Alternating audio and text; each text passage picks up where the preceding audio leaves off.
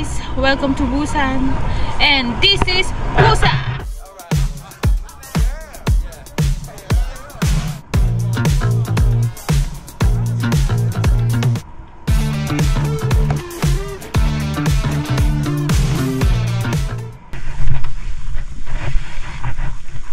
Room tour. Yan. So this is the cabinet, CR. Yan.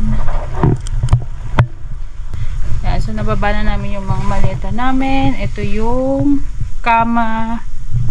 Ayan. View namin is kita na yung beach dyan. So yan. Small space, but I think perfect naman. Pero this hotel kasi they do not provide daw aircon, so need to open lang yung window daw kasi malamig na. Yan.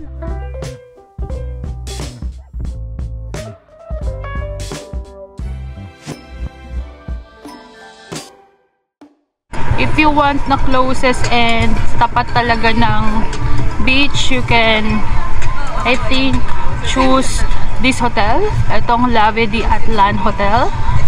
So this could have a better view in terms of the beach part, but nonetheless yung hotel namin is okay naman.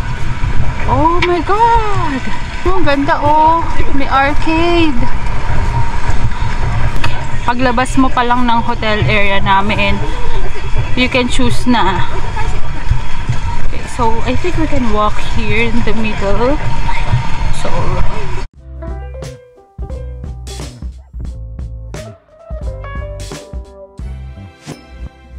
pwede ka mag Baskin Robbins dito.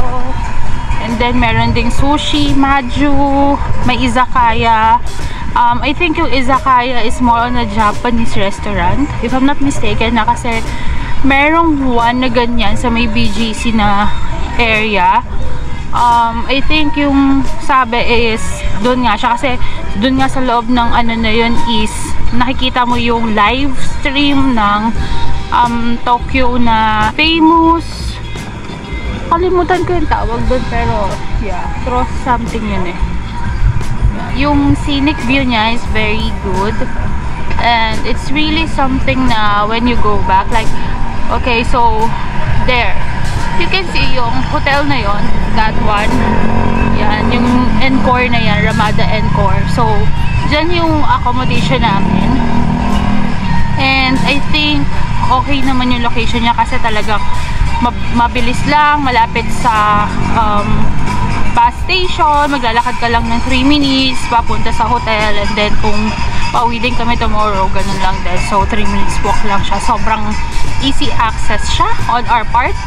And then behind the scenes, the ladies, you see ang mga titas of Manila na nagtitake ng maraming pictures, and then mag-choose lang kami kung anong maganda.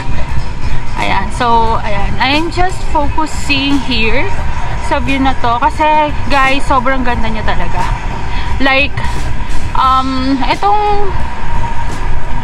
itong plan kasi for Busan, talagang pina-add ko lang talaga kasi I really want to see Busan because of Jungkook and Jimin. So pina-add ko siya.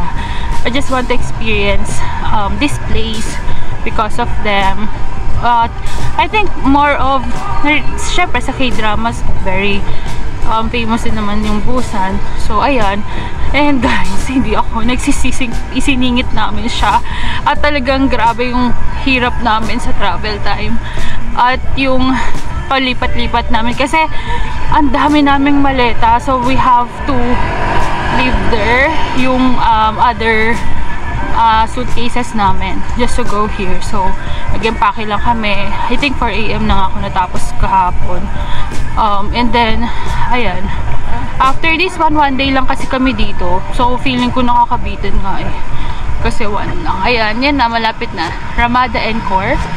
Ayan, and then guys, the view talaga, grabe, hindi ma-justify ng video ko yung view kasi sobrang ganda talaga niya.